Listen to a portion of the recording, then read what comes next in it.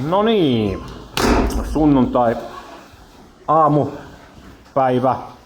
Ei. Ollaan Jyp Valkosen kopissa odottavin tunnelmin. Odotellaan nimittäin ottelu Discus Punaista vastaan. Todella hankala ottelu ehkä tulossa, jos eiliseen pelikaanipeliin voidaan yhtään niin vetää johtopäätöksiä. Eilis on täällä laittamassa parhaimmillaan luistimien jalkaa. Eilis lupasi antaa meille vähän kommentteja, että millainen matsi on tänään tulossa. Minkälaisia ajatuksia on Eilis tulevasta diskospelistä? Kova peli on tulossa, että ei saa yhtään löysäällä. Että pienikin mahusta ja tällainen, niin saa omissa soissa. Okei. Eilen oli hivenen haastava tuo pelikaaniottelu. Ei ollut. Miten ajattelet, että tänään pitäisi muuttaa peliä, jotta olisi vähän paremman näköistä se meininki?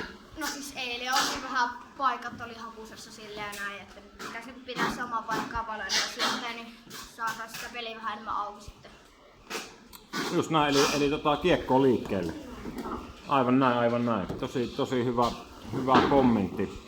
Mites, onko lopputulosveikkausta tämän päivän matsiin? No, en lähde mitenkään maaleja veikkaamaan, mutta niin yhden maalin erolla saattaa hyvinkin peli ratketa. Yhden maalin peli, okei. Ei mitään, kiitos Eilis haastattelusta. Ja onnea peliin.